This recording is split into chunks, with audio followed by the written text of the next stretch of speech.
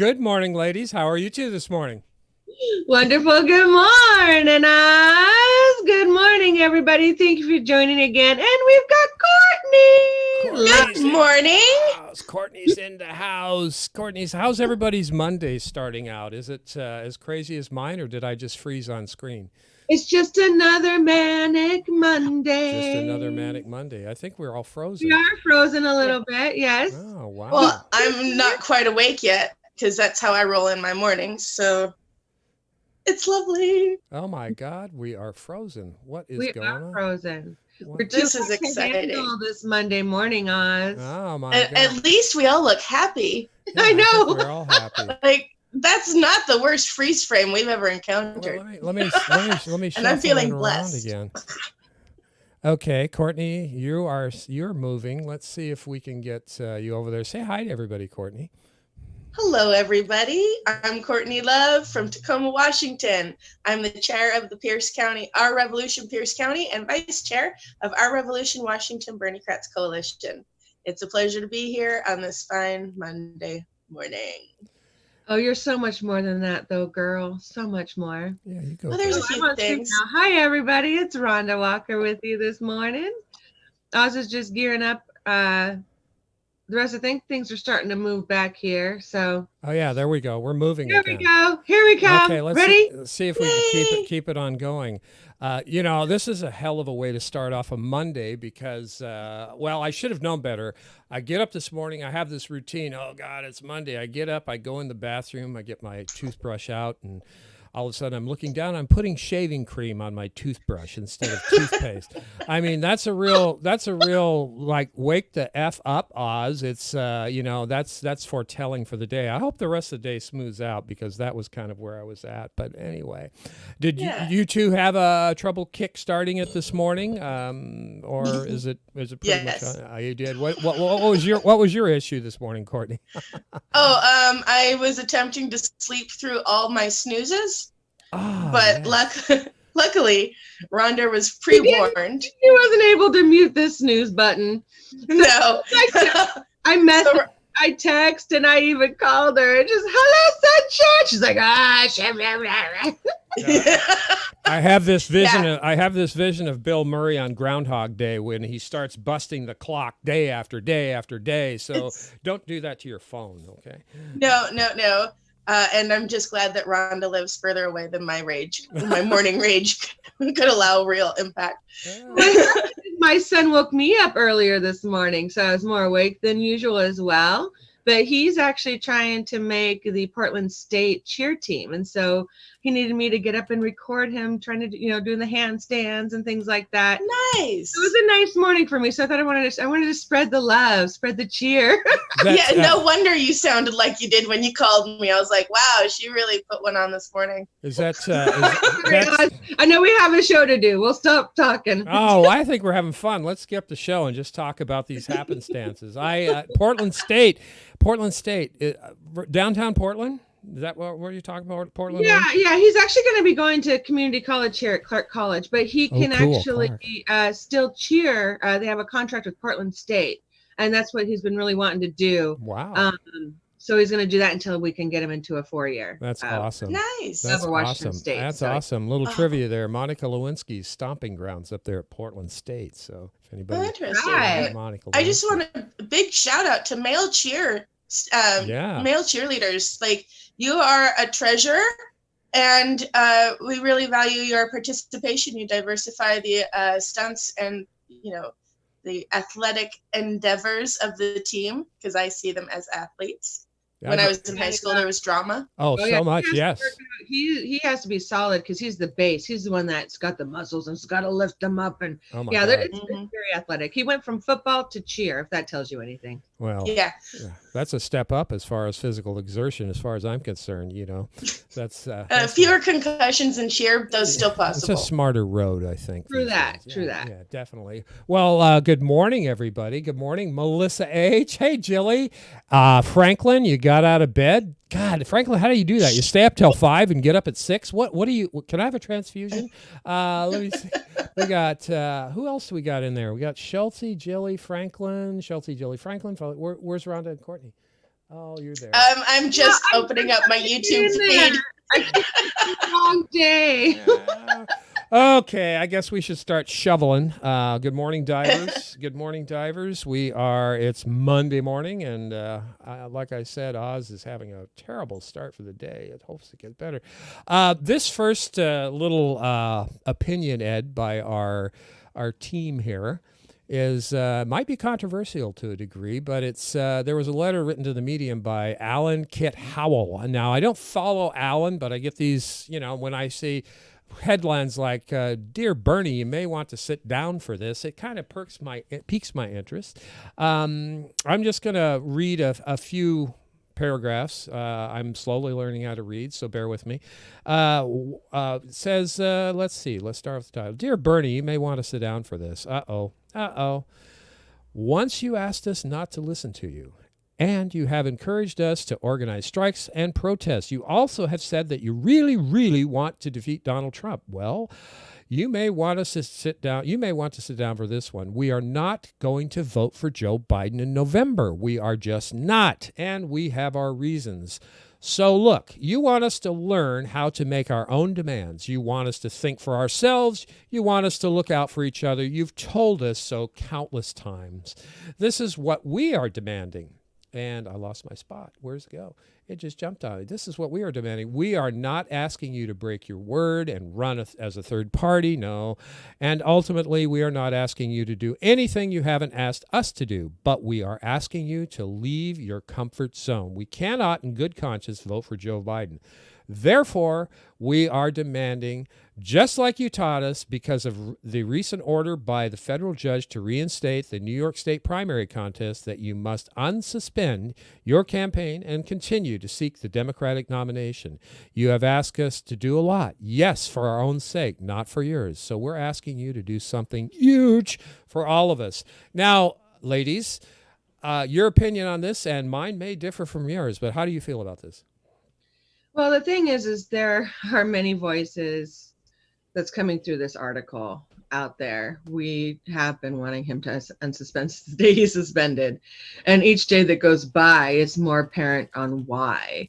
And the longer he takes, the more disheartened I actually get for him not rising up and being that leader that we've all asked of him to be, or that he's shown us to be in the past, or that he's asking us to be right now.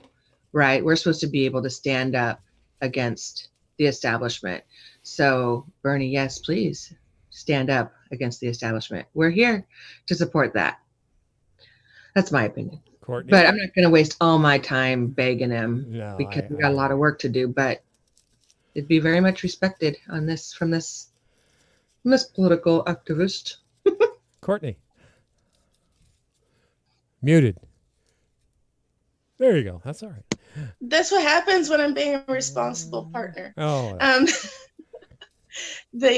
I do feel like personal pain that Bernie is technically out, that there's no clear road for Bernie to be our president. I would like to see more from him. I also try to remind myself I have no concept of the crowd he's working with. Mm-hmm. I do see how hard it is for progressives in local political organizations, LPOs, or legislative, going up against power locally is hard, and frequent failure is common. So it's really hard for me to twist the screws on Bernie, especially publicly. I try to walk people through their pain to, we don't have the leader doing what we want, but we can be the leaders doing what we need to do. I agree 100%. I took from this, well, it made me think about my position that I've been trying to form. Do we, start beating up on Bernie and all this stuff? I can't do that. I think the guy brought just, the issues to the platform. And really, I guess I would have liked to seen the Bernie of 2016 in this campaign, not the Bernie of 2020. Because as we know, Jeff Weber and Chuck Rocha and all those guys were kind of like embedded in his campaign to fail, in my opinion, make the campaign fail. But moreover than that, bottom line is, I think the Bernie ship has sailed. The person, I respect him. I appreciate his efforts, all past and everything else. I don't like some of the votes that he's having to do, bending the knee now, and some of the positions, especially jumping on, got to vote for Biden, that sort of thing. And he doesn't say it like that, but he's citing Donald Trump bad, the worst thing in history. So again, for me, the Bernie ship has sailed.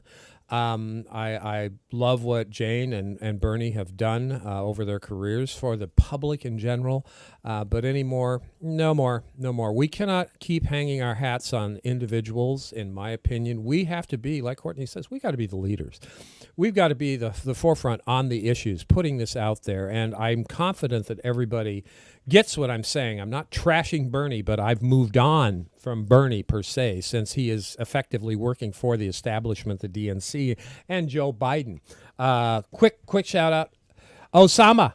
Good morning, Osama number 5, one of our resident musicians, the likes of Sharon Abreu and several others, Pat's wife, Jamie Kuhn. We love to have our artisans join us. Melissa again. Is there anybody else in there that's joined? No, there's nobody chatting it up, but those are chatting. Oh, Barbara's here. Good morning, Barbara. So I think we've beat that one up pretty good this morning. I just want to say, I know that you're ready, to move on. I still haven't brought up my anchor yet. Bring your anchor up. Like I said, we don't want to. No, I'm still dragging the bottom, because, every day you never know what's going to happen. Every second, things can happen. So I still have hope.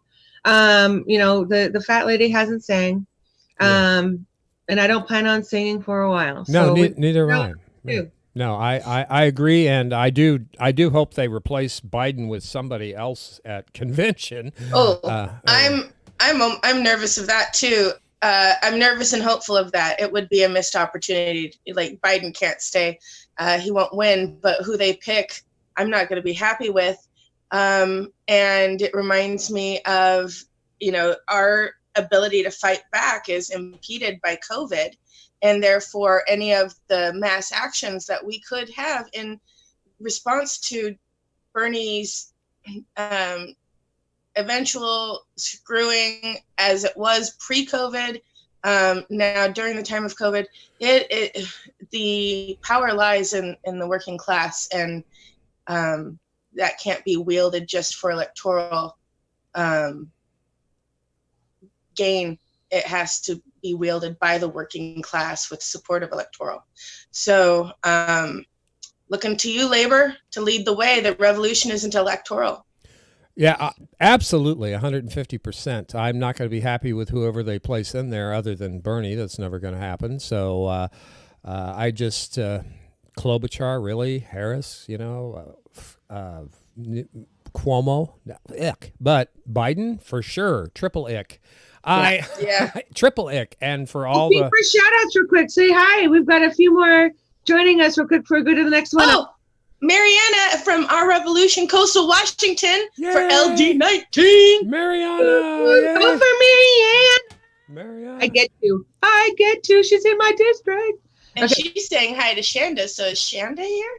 Yeah, Shanda. Oh, The accidental activist. Good morning.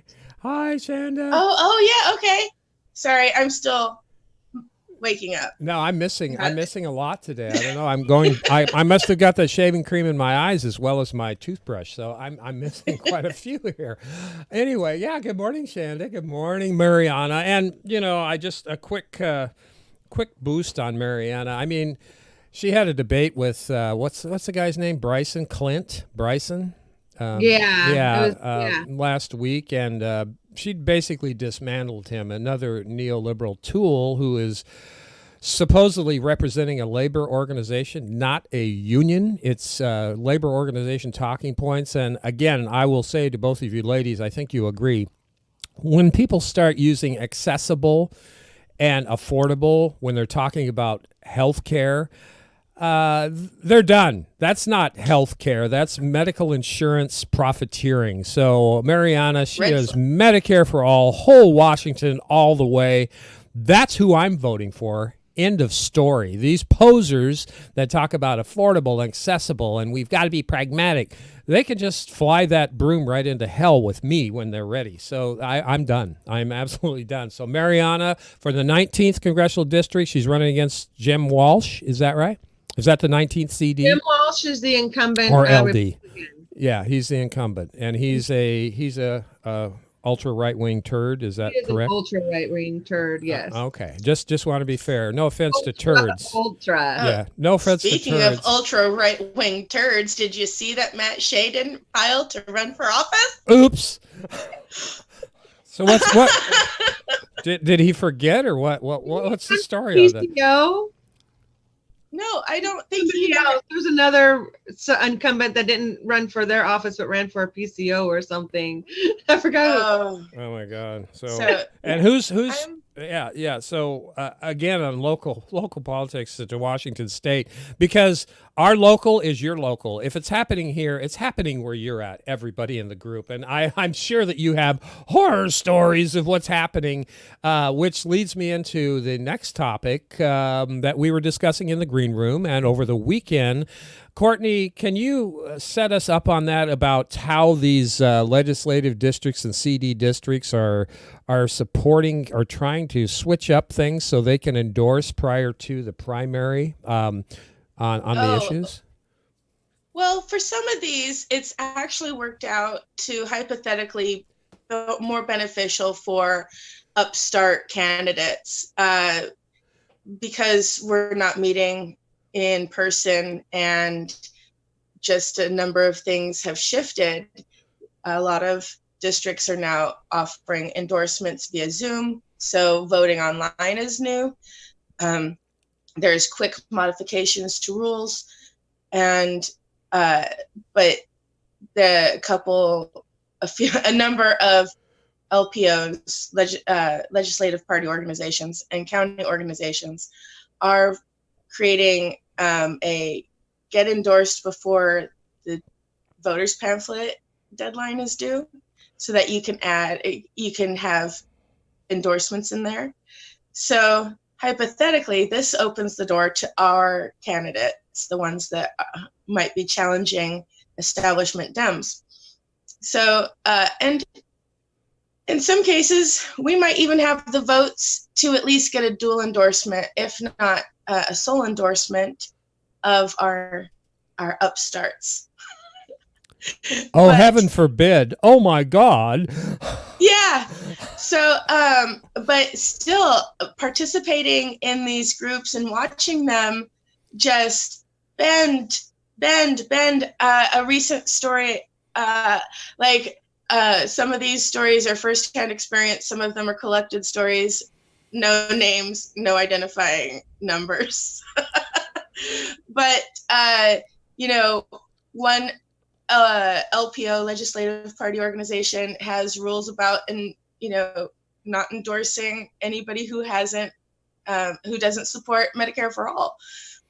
The incumbent doesn't, and they are bending over backwards and twisting to ensure that the incumbent will get the endorsement and the upstart won't. In another one, we've got clearly a slate of intention, and none of them are incumbents with strong challengers. Like, it was the flavor of the slate. A slate is a set of candidates put forth at one time for nomination or for endorsement. So we've got, but then people jump as quick as possible to add people who don't fit the slate. But then the real target comes, and it's the big wig incumbent. And so you disrupt the intention of the slate, and it allows the incumbent to be added to the slate. So, and that's a manipulation by, indifference. There are elected officials who are party members working with like elected party leadership. It is just head spinning, and you know what? It's exhausting. It's a lot of emotional labor, because you also have rules of decorum. Like, they can do whatever they want to compromise my ability to survive, my child's ability to survive. That's okay to compromise. But if I get mad about it and I say something about it in meeting, I'm the bad person. I'm the one that risks censure. I'm fighting for my life, my neighbors' lives, the lives of everyone I love, because I don't know anyone who has the privilege to survive what's coming without help. So kind of done with civility right now. Having a hard time with it. Yeah, we've definitely, I'm done with civility too. I'm just going to be thoughtfully caustic in my attacks on these fools. Rhonda, before I light up my flamethrower on this topic, you want to, because you know how bad I get. So go right ahead, Rhonda. You're in on this one. Yeah, I mean, well, I can't, I mean, add a whole lot more. I mean, we've been hearing stories over and over again. Even last night, we had a meeting and hearing some more of these things. And, you know, like I talked about earlier, you know, it's just like children and their parents. You know, we look up to our parents and we model our behavior after them. So it's no surprise that these younger legislative county districts model after their national parent on how they can change the laws willy-nilly, rules willy-nilly at times, because they are a private organization. So, I mean, you know, you lead, you know, they're modeling their behavior after national. And as we've seen with national, I don't have much hope for them to be very open-minded and welcoming. So these LPOs are trying to go the road of hypocrisy made easy. Hypocrisy made easy. We've seen this all the way from wanting to endorse against the LD or CD rules way ahead. We saw this last year. I mean, we had tools, establishment tools within our parties and our LDs across the nation, not just in Washington State, that wanted to endorse Joe Biden before all of the other ones that even filed. Oh, we need to talk about this. And I kept reminding personally, you can't do that. That's against our rules. We have agreed not to do that. But in this particular case, anybody, like Courtney pointed out, who is against a Medicare for all, which unfortunately the establishment tools, the incumbents in Washington State are pretty much unison, except for Adam Smith, I think, against. Jayapal. Yeah, Jayapal. She's in my opinion, she's our best progressive, our only progressive, truly in my heart, as far as the Medicare for all issue goes. She's 100% behind it, and I'll vote for her through fire, rain, and hell and everything else.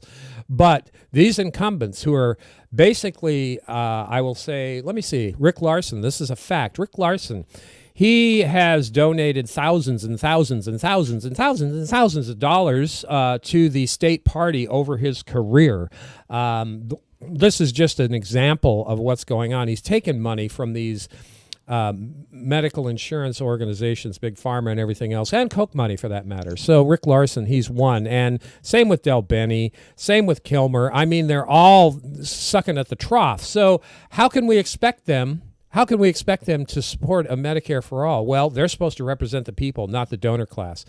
The bottom line for me is we must stop sending these incumbent tools who work for the corporations, the 1%, back to office. And we need to call it out in our LDs, any of our LPOs, of these people who are, how did you say, in lockstep with our parents back in D.C., because this is where the people need to rise up and start flying. It was, I think, Dylan Radigan was talking about the effectiveness of the Hong Kong riots and the Yellow Vest movement in France, because they use a term, I think it's like pulse activism, where they pick and choose where they're going to go. Instead of, we have Occupy over here, and when you occupy, my impression is, and tell me if I'm wrong, is we're doing this all the time. We're occupying. Well, I think that's a different method, whereas Pulse is you meet on Saturday, you meet on a regular basis, and you pick your spots, because that way you don't bleed to death out in the streets when you're not getting any corporate media or any recognition. We are very big about being active on social media and definitely out in the streets, because that's where it's going to count. That's where we're going to engage out of the bubble. And Courtney and Rhonda and I have all had this conversation, and we agree. The power of us is going to be in the streets, talking to our neighbors, getting out there and getting. We have to maintain this front of social media. We have to be engaged. Those of us who have the stomach within the Democratic Party to stop that front too. So it's a multi-front assault that we're getting on, and to let one of them go.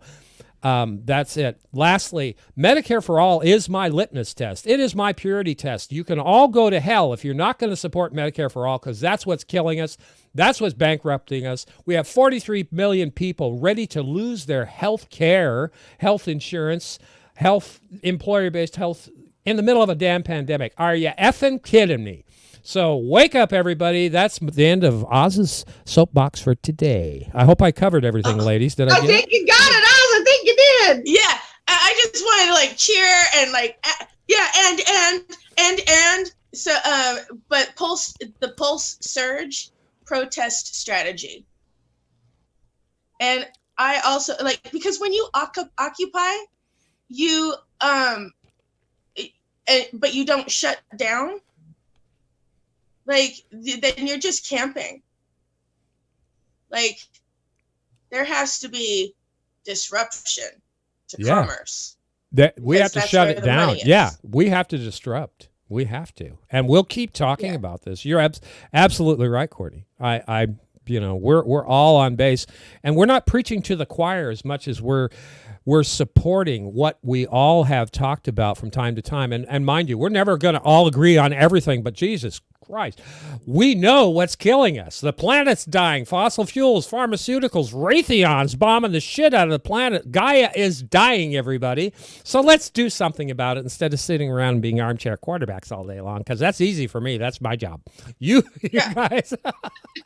So anyway, I just did we get this point across, ladies, well enough, I think, on this topic? I think we might have. Courtney, are you in agreement on that? So yeah. Okay, that's good. I could go on and on. Yeah, well, we're going to go on and on. We're going to keep hitting this thing because we're going to pulse this. So let's move on to a little bit livelier topic. Well, maybe not so lively. Crystal and Sauger, we go to them. They're our daily go-to. They this weekend, Biden is the new FDR. Media is spinning it. Let's just cut into this so we get some context. I mean, Biden's the new FDR? Shit, he can't even crawl out of his cellar for more than 7 minutes.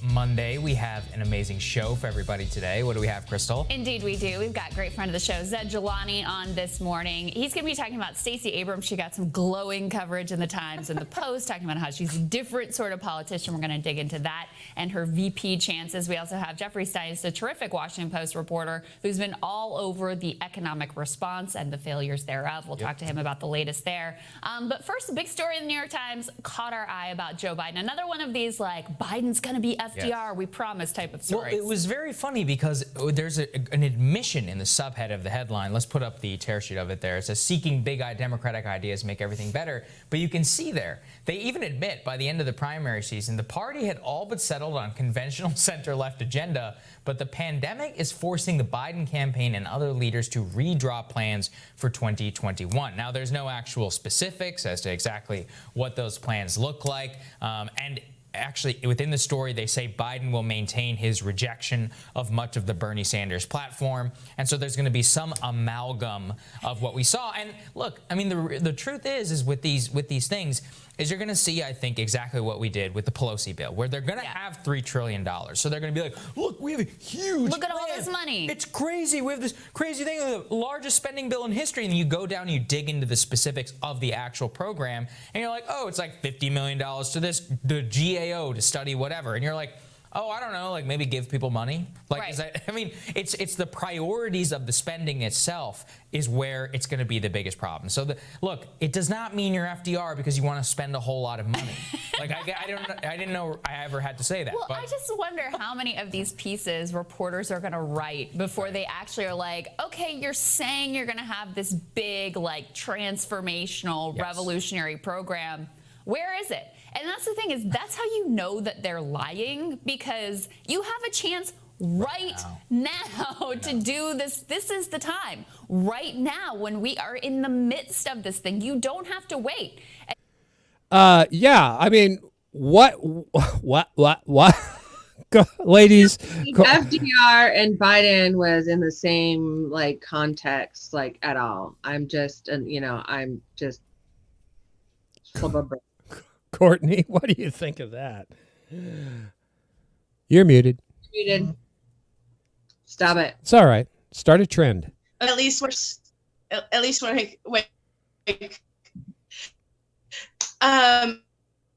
our language. FDR is what Bernie was. Progressive is what Bernie was or is. You know, like, what the hell?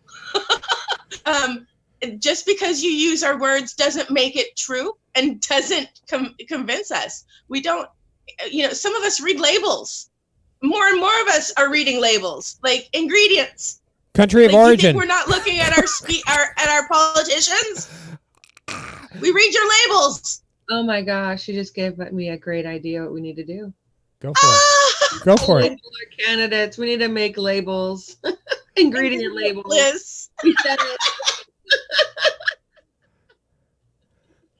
Make print, y'all. People would get that. Yeah, I don't. And warning labels like may cause bankruptcy due to medical bills. Oh my God! Yeah, that's so great. They used to they used to have the NASCAR jumpsuits with all the donors, but I think you guys are just.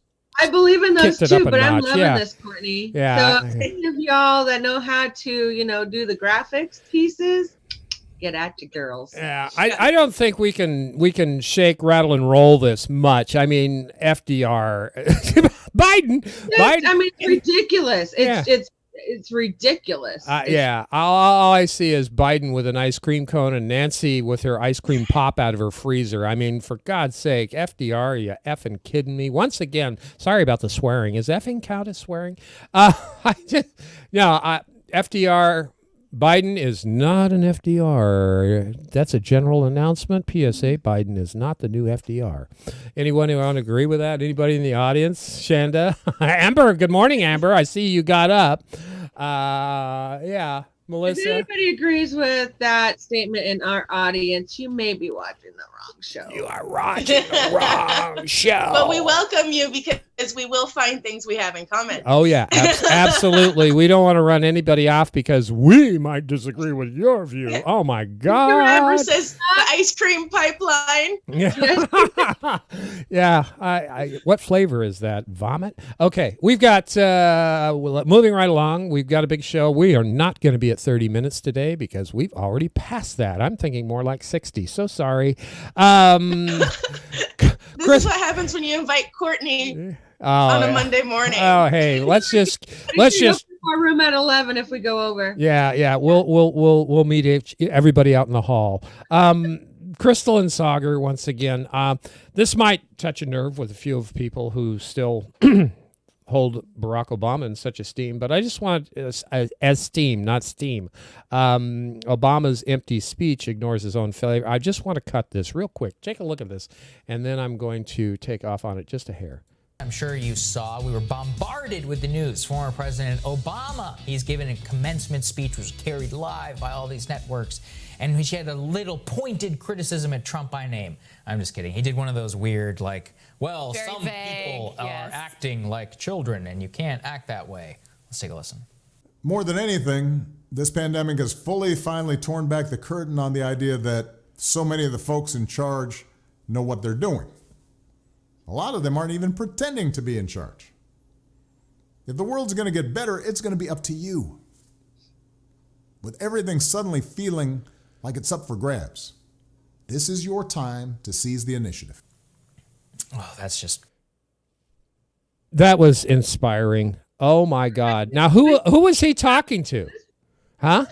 Is that his way of saying not me, us? Yeah, I think so. Not me, us. I think he was directing those comments at Nancy Pelosi, or was it somebody else? I think it's your time, Nancy. Now get that ice cream pop out of your mouth and let's start doing something for the people instead of the lobbyists and the big corporations and everybody else. That to me was talking about Nancy Pelosi. I just want to finish a little bit more in this clip and I'll let you ladies tear it up. Classic Obama. He's so passive aggressive always. But just call him out by name. Well, also, honestly, his criticism could almost just as easily apply to Nancy Pelosi. Like, Democrats are in charge of one. Honestly, I did see that, and I just agreed. I stole that from her. I saw that, and yeah, it is Nancy Pelosi. Ladies, you're in on this one. This is just terrific. Classic Obama, folks. Folks, it's up to you, folks. Well, every time I hear someone saying something good about a candidate, a bad status quo candidate, it sounds like they're talking about their progressive opponent. It was used against me in my city council run. Someone who loves all of Tacoma. I was running against someone who never lived outside of the best neighborhood in Tacoma. And I've lived all over the worst parts of Tacoma. So tell me again, who loves Tacoma? Who's the candidate that will get things done? Who's the candidate that will support people in their needs? Oh my gosh. It's the ones you're trying to manufacture support for. Yeah. It's the ones who are running against those. Yeah, you're the devil. You're the devil. But this person, loves Tacoma. But Courtney, you're the devil. Oh, shit. Well, it was less about being told I was bad. I was idealistic, young socialist. I was also the oldest person in the race. But I was the idealist, dogmatic. But these people I'm going to endorsement meetings and it's happening at every level. People saying nice things about congressional incumbents when it's their true, the support that they're saying we need to find or cultivate within our incumbents. All the good things, they're like, yeah, someone who supports gay rights. It's like, but this one's running against a gay, we have a queer progressive. Yeah. I'm sorry. I feel a little rambly right now. No, that's okay. It's just, I get you because I'm having like a Scooby-Doo moment. It's like, I mean, these incumbents, they're schlacking them up like there's something really special and they're unique in their support of LGBTQ and everything else and the progressive issues, which they are not. It's like, are you giving me a break? Rhonda, what do you think about all that?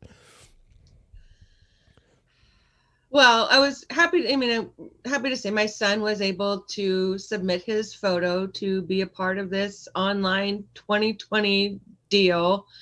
But that's all I can be happy about. He's not helping coming out. He's not helping the people still. So it was nice that my son was able to get his picture in this 2020 thing. But yeah, get some balls, stand up. Stand up. Yeah. And this is what I see when we have people running and it brings to mind all the people that have signed up to run for office. I know that we've had people out there like Jason and Chris and Rebecca for months, Mariana for months and months and months. And there's an onslaught of people who are filing to run either a paperless campaign or just, taking a stand on the issues to hold them to the left. Did we lose Courtney? I think she stepped out. Oh no, Courtney, come back. I'm sorry. I had a glitch in the matrix. As long as you're back, it's fine. And she's glitching once again in the matrix, but we'll just keep Oz in there just to hold it, the half of his head. But again, I mean, the true colors of these incumbents are what people should really be looking at, wising up to, is the true colors. Wouldn't you agree, Rhonda? Absolutely. And they're very good about taking little bits and pieces to make them sound like they're not so different than the one that's really out for change, either progressive or whatever people want to run under, but who are running for the people. They take little bits and pieces to make it look like there's not much, or they'll use some words like Courtney said to make it sound like there's not a whole lot of difference. So why not just keep with the same old, so they're very good at doing that. So we've got to be better at really showing the difference, what makes our candidates who we are behind different than the status quo. Yeah, I agree absolutely. While I'm fixing, I got to bring Courtney back. She's back, but I can't get her in the pane. I'm going to move on to the next point, which is somebody came out and endorsed somebody other than Nancy Pelosi this weekend. So exciting. Marianne Williamson. Oh, there she is. There's Courtney. She was there for a minute. I think she's on speaker view. Okay. Yeah, let me run this and I'll fix that speaker view. Marianne Williamson endorsed Shahid Buttar. And I said it right, didn't I? Shahid Buttar. Shahid. Okay, Shahid. This is great. And we're going to let Crystal and Sagar weigh in on this after we hear a little bit of this and I fix Courtney's pain. About a congressional endorsement that I think is very important. I have long had great admiration for Nancy Pelosi because she's the first woman Speaker of the House, and I believe that her achievements have paved the way in really profound ways for women such as myself. At the same time, I am a lifelong Democrat who has become very, very concerned with the corporatist direction of the party in too many cases. And I admit my own experience in the presidential campaign showed me how the control of certain forces at the expense of progressive voices is a direction that is taking Democratic Party away from the principles on which I was always raised to believe it stands. And so in this election, I feel that we need to do everything possible to make a strong stand for those of us who have been Democrats, for those of us who are Democrats. We need to take a strong stand for the progressive vision that many of us feel is absolutely essential, not only for the future of our country, but also for this next election. And as a consequence, I am now endorsing Shahid Buttar for the congressional seat in the San Francisco district where Nancy Pelosi now serves. Yay, Marianne Williamson! Yay. And as somebody pointed out, she actually endorsed one of our candidates as well, Rebecca Parsons. Yay. Yes! Good. I know. That was a great video she did for his endorsement. I like how she really pointed out, hey, look, I want to give credit where credit's due. But, I think great job. Courtney? I remember, I'm excited by the announcement. I remember when Pelosi got Speaker of the House, I was very excited for glass ceiling breaking. I think I had a new baby girl at the time. I did a handwritten letter of just like, so happy that you're, this is a monumental time for women, but I also remember like feeling really excited about Obama. I had a brand new baby the night he won that November. The Dalai Lama had been in Seattle during my pregnancy that summer. Good times. Just a lot of stuff happened in that time frame of mommy happy hormones, and to crash into awareness in 2016. About that you get the Speaker of the House position because of how much money you can run, or how much money you can raise. Mm-hmm. Like the wool is off the eyes. None of it impresses me anymore. I know that's I'm not impressed. No, that's Marianne Williams. Yeah, that's back in I think it was 2003. I had moved to Bellingham. And I went to my first county CD Democratic Party meeting, and the crux of the thing was, well, we need a candidate to run against so-and-so or run, how much money can you raise? It wasn't where they were at on the issues. It's how much money can you bring in? Well, okay. Everybody there was on tap with that except for me, and I said, what does that have to do with the issues, the policy principles? So yeah, it's the wool off the eyes is definitely where it's at. And I'll say, as far as this endorsement goes, in one of our Facebook groups that are near and dear to all of us, I think, I got attacked this morning for posting about Marianne Williamson's endorsement of Shahid Buttar, and it was like, I think, it's not a direct quote, but what the person said was, why are men so afraid of powerful women?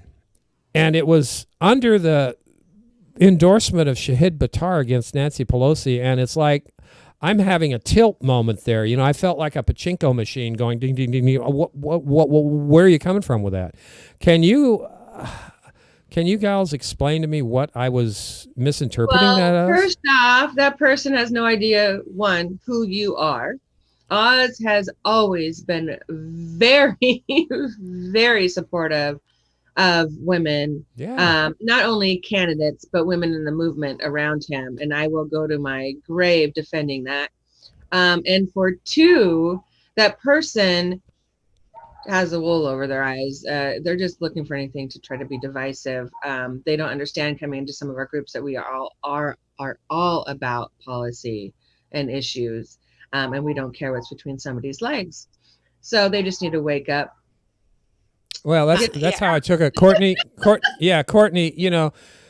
what's your feeling on that? And I appreciate the kind words, Rhonda, very much so. But Courtney, how do you feel about that? Well, I feel like a good rule of thumb is anytime, especially a white male, but a male gets critique from a woman, self-crit is in order. However, I think in this situation, this is the weaponization of identity politics. So rest assured that you are surrounded by people who will support you in your fight to support policy over identity politics. For me, identity politics is valuable. Representation does matter.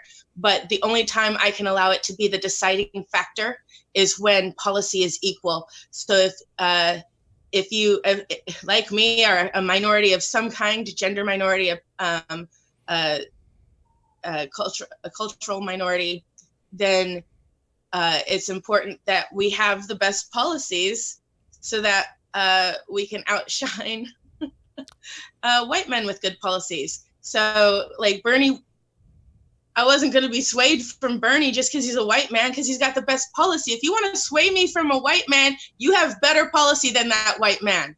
If you have, and then in the, it's much like in the Pelosi race and Buttar race, it's hello, Clinton and Obama. I remember that year. And so historic votes, either way, it wasn't even about really choosing, to avoid the white patriarchy. There was no option but to avoid the white patriarchy. So how did I decide who to vote for in our then Washington caucus? I chose the one whose healthcare plan covered more people, and that was Hillary Clinton at the time. And then I was super excited to vote for Obama in the fall. So let us put forth our best policy, regardless of identity politics. And let us stand strong and call out the weaponization of identity politics when it is appropriate. I'm with you 100%, and I know Rhonda is too. I think we need to close this one out, but Crystal and Sagar have some comments here that I believe are invited to this conversation. At least I'm inviting them. One, obvious, Marianne Williamson isn't here. She isn't elected. She's not dependent on Nancy Pelosi for a committee assignment. Like, she's an actual outsider in the truest sense of the word. Like, she is outside of that whole system and structure. So she has nothing to lose there.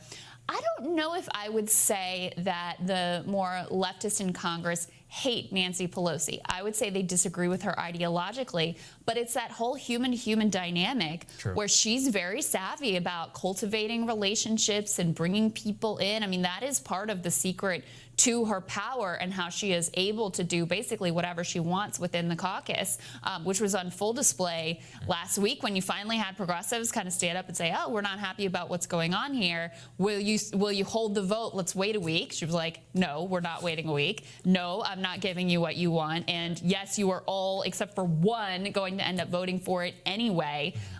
Part of how she's able to pull that off is because she does cultivate these sort of relationship dynamics and basically weaponize people's like human kindness and reciprocity against them. It's true. Yeah. And so if you're not existing in that system, it gives you a lot more freedom to ultimately critique, to ultimately, back a challenger in a way that even though you're not within that system, it's still brave, because if Marianne Williamson wants to do anything in politics moving forward, do you think that Nancy Pelosi is going to pick up her calls? Do you think that anyone will? Because Nancy will say, no, she's on the outs. We're not going to deal with her anymore.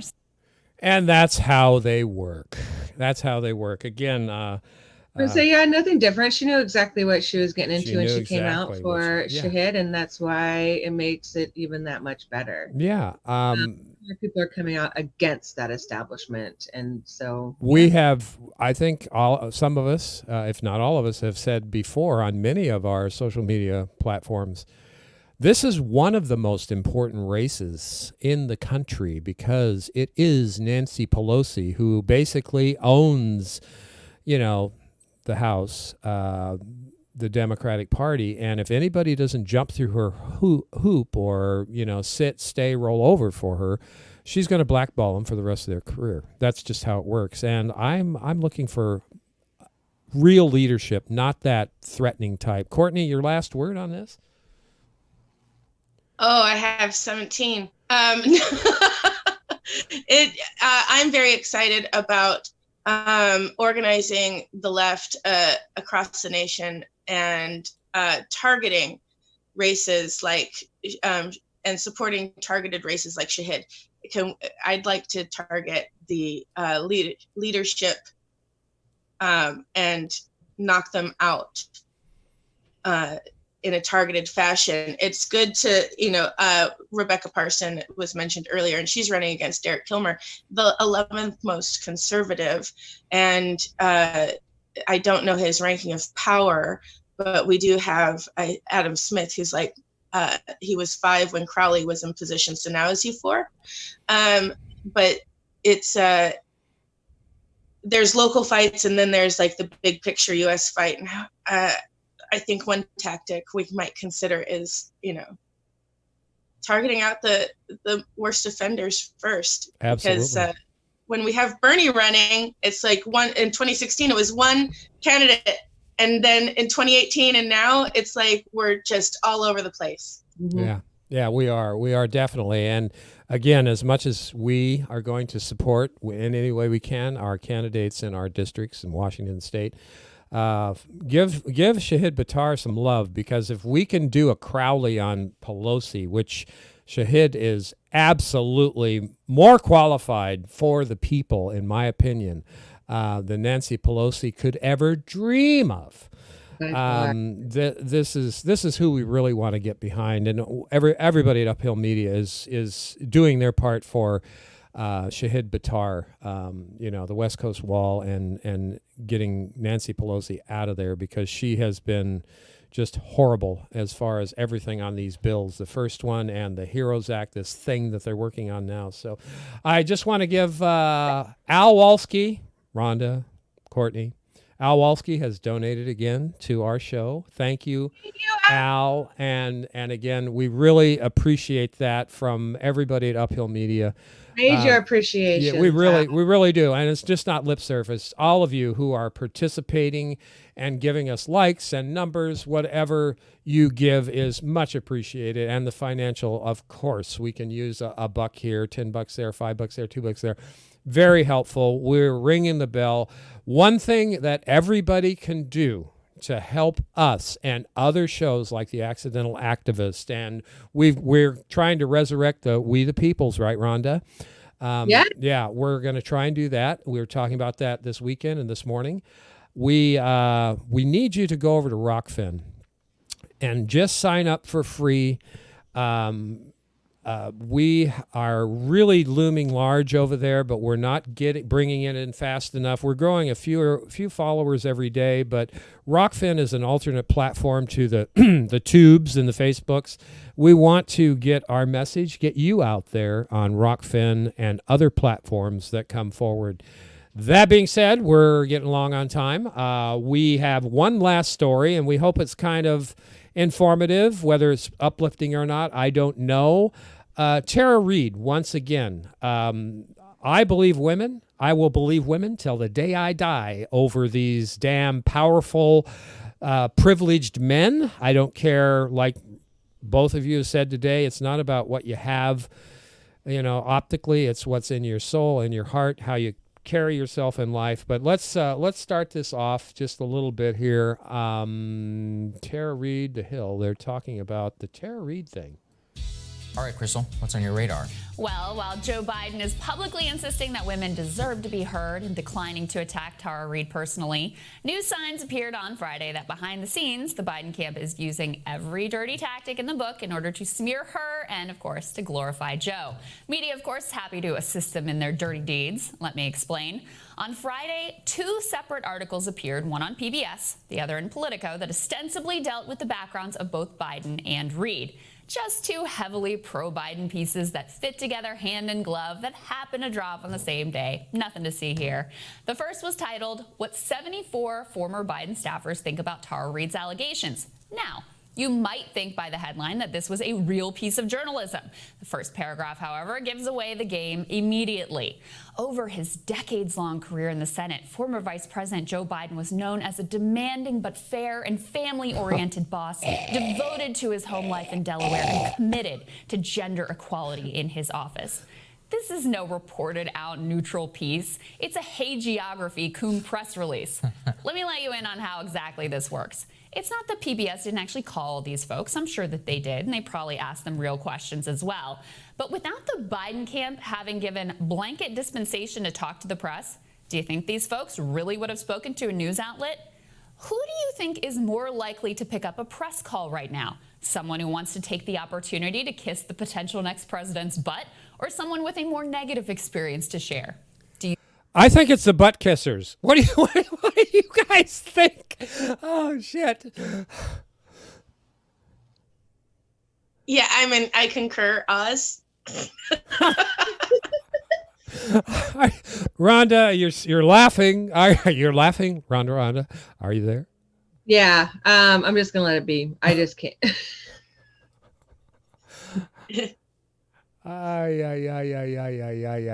Well, she goes into a little further detail here.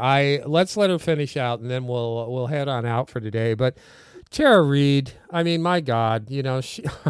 Anyway, go ahead, Crystal. Go ahead.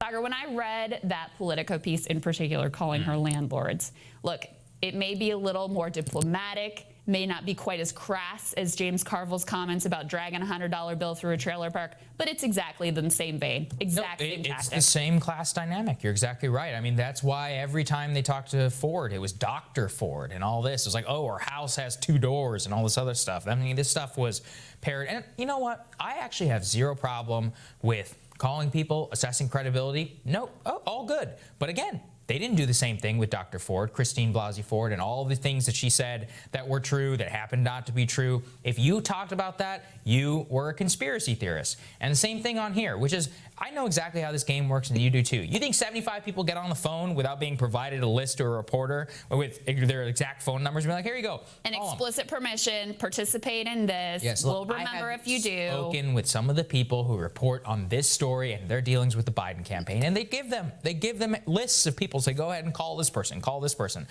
person. That's called a well-coordinated response. Nothing wrong with it, but I just want people to know how that works. Like, you don't get 75 people on the phone. It doesn't just like drop out of the ether. No way. People are told, they're given permission, speak to this reporter, we're cooperating on this story. It's a list of friendly folks who are provided, and that's how it goes. Oh, fine. I think zero problem with that. If they can't find anybody who corroborates it, that is a red flag. Okay. I think we get the picture. Now, ladies, do you think Oz is taking this out of context in any way? No. No. Tara Reade is, she's, from what I gather, she's lived her life. She's been through, having hard time paying her rent. She's had jobs. She's, to interview her landlords and use that as a character reference as far as her position on calling out Joe Biden, that kind of makes me sick to my stomach. It's disgusting and it's total freaking bullshit. And I'm so done with this shit. She's a freaking human being. She's, like you said, lived her life. Yeah. I have too. And if things have happened to me in the past, and I have kept things quiet because of this kind of shit.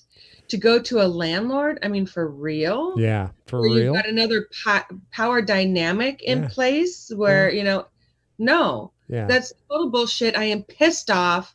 I'm so done with them. Yeah, 75 plants is what it was. 75 plants to give positive press to Biden. Would you agree with that, Courtney? Yeah. This is ridiculous. It's we're all flawed candidates. For those who want to, in the language of parlance of running for office, we are all flawed human beings. If you look closely enough at anybody, you'll find problems. And if you don't, they might be a sociopath. Yeah. Yeah. That's exactly right. Yeah. Yeah. I agree. And to finish this up again, the Me Too, the Alyssa Milanos, the Whoopi Goldbergs, the Joy Behars. I mean, it's a club, baby. It's a big club. So are you saying that Me Too only counts for people of privilege and wealth and education and all this stuff? Or is it the everyday people, the big, the 99 to 98%, those of us, the real working poor, do they not get a voice in this club when it comes to sexual assault and Me Too and everything else? No, evidently not. They don't. That's why nothing has been done about it in this country yet. Me Too was an easy point of activism for the privileged, and this is where their privilege meets the road. This, because they can't dodge this, and they're trying, and it shows that they're not really an activist. They're not really someone who will stick to their guns. They just jump on board when it's easy. Yeah, it's convenient for them too. And the convenience for Joe Biden? Are you kidding me? Really? Oh my God! What the worst? Anyway, the worst of us. I appreciate the comments and the feedback on that, ladies. I guess we need to start heading out. We're over an hour now.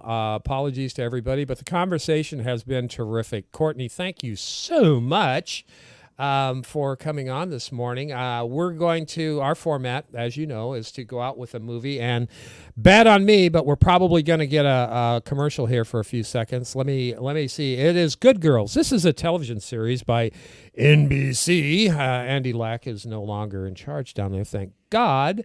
But I'm going to kick it over to the screen here. The Good Girls. It's a great... I love the hell out of this. The Good Girls. Have you guys seen this? I think you have, haven't you? I've seen the first 2 seasons. Oh, it's rocking, man. I mean, these ladies get themselves into some real pretty shit, man. It's tough. It's tough. Rhonda, have you seen this? Tired living a drug dealer's lifestyle. Oh my God. It's the NBC version of Weeds. Yeah. Yeah, exactly. I liked Weeds better so far. Yeah, Weeds was Weeds. Wow. Weeds had more privilege involved. I like the diversity, the class diversity, in this one, and it reminds me of my friends. Yeah. Who sold weed. I relate to so many of the characters, the actors here. Christina Hendricks does a stellar job. She's the redhead, the ringleader. Her little sister, Mae Whitman, as you may know, has been a wonderful actress all of her life. She was the voice of Katara in The Last Airbender, Avatar, The Last Airbender. That's where I first saw her, and she's done several films and spots on television. Very talented.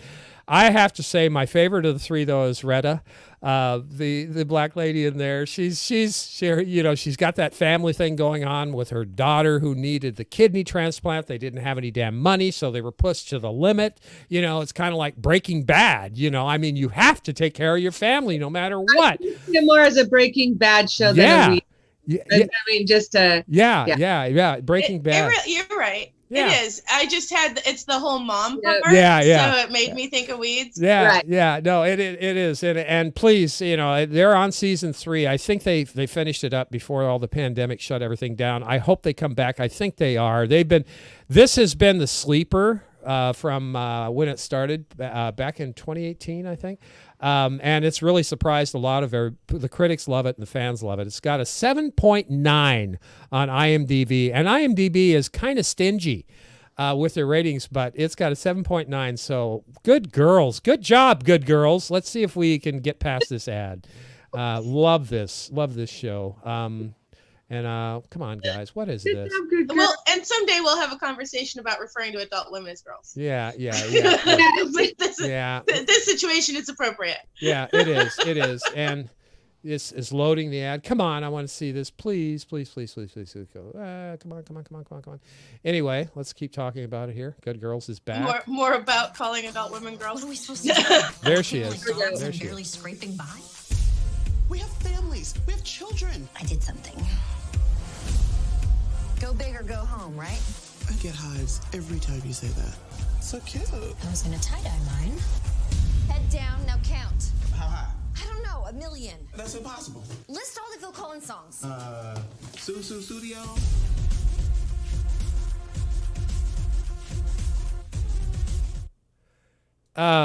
This is, if I can get this to stop. This is again, you got to watch it, guys. Good Girls, it's fantastic. So and I don't know. Again, thank you everybody for tuning in this morning. It's been a long show, but I've had a blast. You guys, the audience has been great.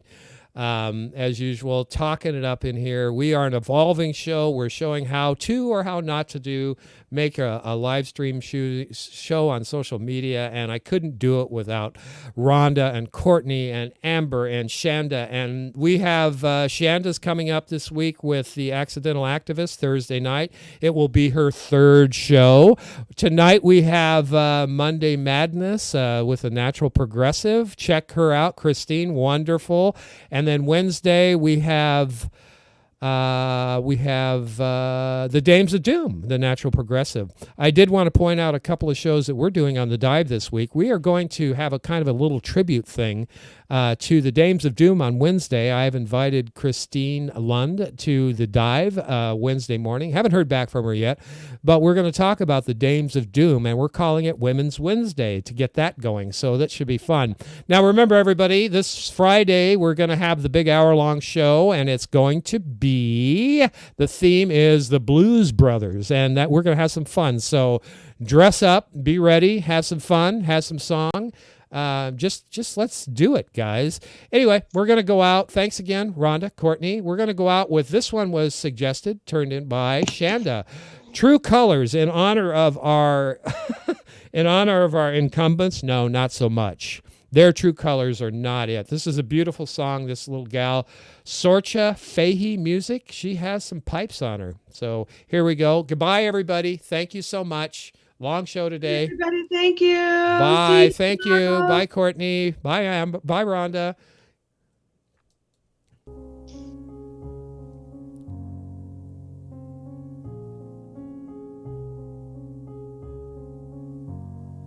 You witness us. Don't be discouraged. Oh, I realize it's hard to take courage in a world full of people. You can lose sight of it all, and darkness still inside you makes you feel so small. But I see your true colors shining through. I see your true colors. That's why I love you. So don't be afraid.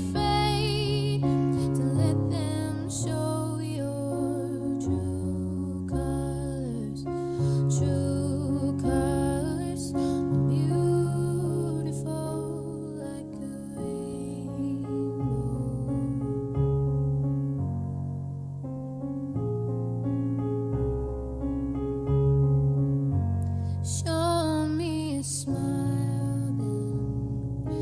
Don't be unhappy, can't remember when I last saw you